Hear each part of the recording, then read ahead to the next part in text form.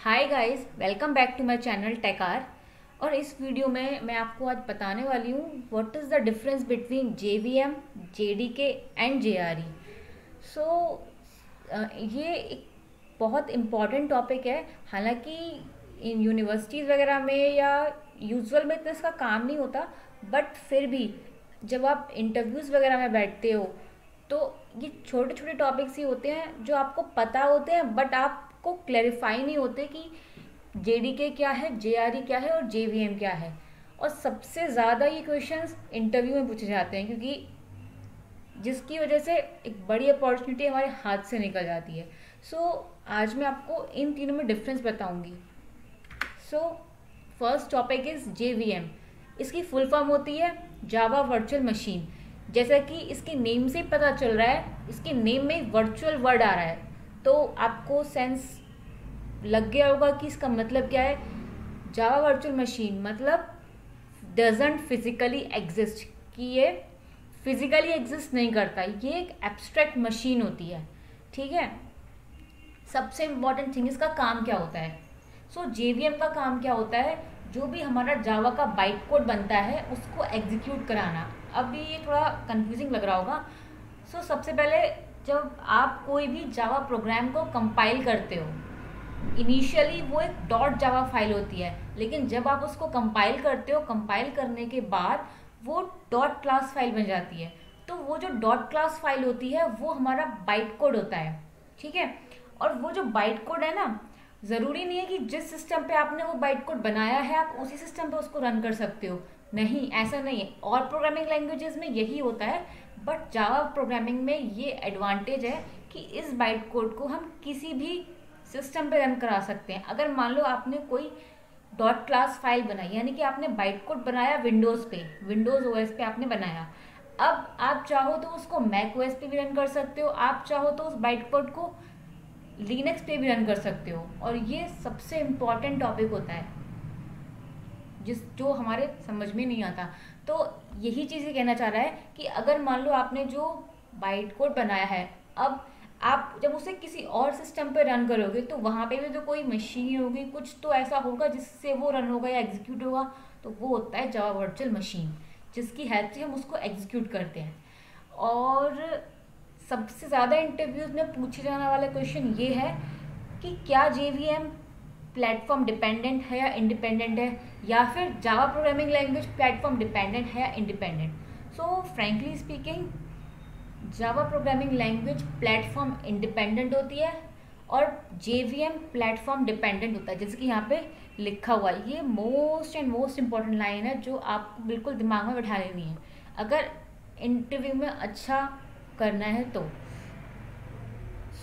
अब इस लाइन का मतलब क्या है, पहले बात करती हूँ प्रोग्रामिंग लैंग्वेज को लेके। जैसा कि मैंने आपको अभी बताया कि हम जब किसी भी जावा प्रोग्राम को रन करते हैं तो इनिशियली वो डॉट जावा फाइल होती है, रन करने कंपाइल करने के बाद वो एक डॉट क्लास फाइल बनती है। तो वो जो डॉट क्लास फाइल बनी है वो बाइट कोड होती है। ठीक। उस बाइट कोड को जब आप किसी और प्लेटफॉर्म पर रन कर सकते हो, तो इससे आपको क्या इंडिकेशन मिल रही है कि वो जो प्रोग्रामिंग लैंग्वेज है, यानी कि ये जो जावा प्रोग्रामिंग लैंग्वेज है, वो हमारी प्लेटफॉर्म इंडिपेंडेंट है। मतलब ज़रूरी नहीं है कि जिस पे हमने उसको बनाया, जिस पे वो बाइट कोड बना, उसी सिस्टम पे हम उसको रन कर सकें। नहीं, हम उसे किसी भी सिस्टम पे रन कर सकते हैं, चाहे वो विंडोज़ का हो, मैक हो या लिनक्स हो। ओके। ये चीज़ आपको पता चल गई कि Java programming language platform independent होती है। अब जितने भी सिस्टम्स होंगे उनके पास सबका अपना अपना अलग अलग जेवीएम होगा, यानी कि सबके पास अपनी अपनी जावा वर्चुअल मशीन होगी। और जो जावा वर्चुअल मशीन होती है वो प्लेटफॉर्म डिपेंडेंट होती है। मतलब हर ओएस का, चाहे मैक ओएस हो, चाहे लिनक्स हो या विंडोज़ हो, सबका अपना अपना जेवीएम होता है। वो जेवीएम क्या है, प्लेटफॉर्म डिपेंडेंट। ये डिफरेंस है जेवीएम के प्लेटफॉर्म डिपेंडेंट होने में और प्रोग्रामिंग लैंग्वेज के प्लेटफॉर्म इंडिपेंडेंट होने में। इस चीज़ को बिल्कुल मार्क करके माइंड में बिठा लीजिएगा अगर आपको इस फील्ड में या इस प्रोग्रामिंग लैंग्वेज में अच्छा करना है तो। नेक्स्ट, बेसिकली जेवीएम के 4 टास्क होते हैं। पहला काम होता है उसका अब जो भी आपका कोड है उसे लोड करना, उसको वेरीफाई करना, एग्जीक्यूट कराना और साथ ही साथ उसको रन टाइम एनवायरनमेंट प्रोवाइड करना. So that's all about JVM, that is Java virtual machine. Next topic is JRE. It's full form, इसकी फुल फॉर्म होती है जावा रन टाइम एनवायरनमेंट. अब हमने JVM तो पढ़ लिया, पर JVM से तो हम खाली जो हमारा बना बनाया बाइट कोड है उसको रन कर पाएंगे. अब अगर हमें कोई भी जावा एप्लीकेशन बनानी है, उसके लिए तो हमें काफ़ी सारी चीज़ें चाहिए होती हैं. केवल उस बाइट कोड से तो हमारा काम चलेगा नहीं. तो जितनी भी हमें लाइब्रेरीज चाहिए होती हैं या जितनी भी हमको फाइल्स चाहिए होती हैं, ठीक है, वो हमें कौन प्रोवाइड कराता है? JRE प्रोवाइड कराती है, जिससे कि हम कोई भी एक जावा एप्लीकेशन डेवलप कर सकें.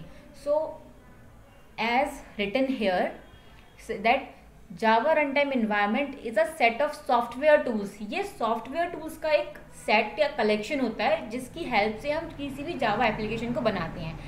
और वो टूल्स क्या है इसमें? वो है बहुत सारी फाइल्स, या हम कह सकते हैं बहुत लाइब्रेरीज होती है जिनकी हेल्प से हम अपनी जावा एप्लीकेशन को बनाते हैं. ठीक है, साथ ही साथ ये रन टाइम एनवायरनमेंट प्रोवाइड करता है. और अगर सिंपल लैंग्वेज में कहें तो ये JVM का इम्प्लीमेंटेशन होता है. एक चीज़ और, अब जब हम JVM की बात कर रहे थे यानी कि जावा वर्चुअल मशीन की, वो फिजिकली एग्जिस्ट नहीं कर रहा था, कहीं भी फिजिकली एग्जिस्ट नहीं कर रहा था. बट जो जावा रन टाइम एनवायरनमेंट है वो फिजिकली एग्जिस्ट करता है. ये चीज़ आपको मार्क करनी होगी, जैसा कि मैंने यहाँ पे हाईलाइट किया हुआ है ये. ओके, और अगर आपको उससे भी सिंपल लैंग्वेज में जानना है, so libraries plus other files that JVM uses at run time.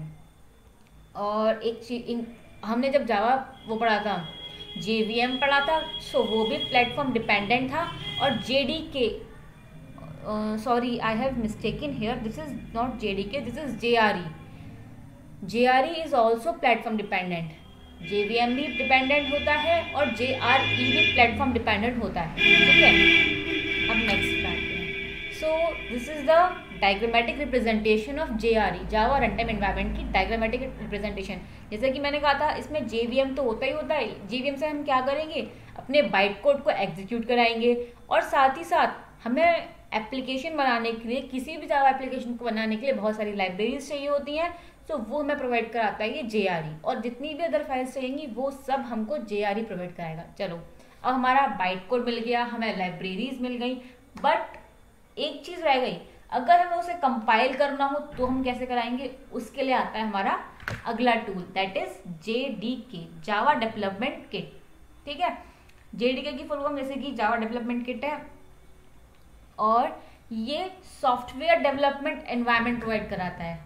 वो इससे पहले हमने पढ़ा था JRE, वो हमें क्या प्रोवाइड कर रहा था? वो हमें प्रोवाइड कर रहा था सॉफ्टवेयर टूल्स का कलेक्शन था वो, जिसमें हमारे पास बहुत सारे टूल्स थे. और ये होता है सॉफ्टवेयर डेवलपमेंट एनवायरनमेंट. पूरा का पूरा एक एनवायरनमेंट है जिसके अंदर हम अपने सॉफ्टवेयर्स को डेवलप कर सकते हैं. ठीक है, जैसे कि यहाँ पे इसका यूज लिखा हुआ है कि जावा एप्लीकेशंस को और एप्लेट्स को डेवलप करने में हेल्प करता है. ठीक है, ये भी फिजिकली एग्जिस्ट करता है. अब हम तीनों में डिफरेंस अगर देखें, सो जो JVM था वो फिजिकली एग्जिस्ट नहीं कर रहा था, ये और JRE और JDK ये दोनों फिजिकली एग्जिस्ट करते हैं.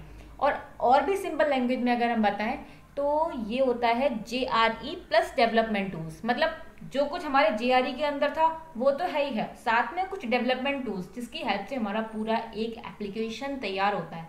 और अगर इसकी डिपेंडेंसी की बात करें तो ये भी प्लेटफॉर्म डिपेंडेंट होता है. मतलब बस आप अपने माइंड में क्लियर कट लाइन रख लो कि JRE हो, JDK हो या JVM हो, तीनों के तीनों प्लेटफॉर्म डिपेंडेंट होते हैं. और जब बात आएगी लैंग्वेज की, यानी कि जावा प्रोग्रामिंग लैंग्वेज की, सो वो होती है प्लेटफॉर्म इंडिपेंडेंट.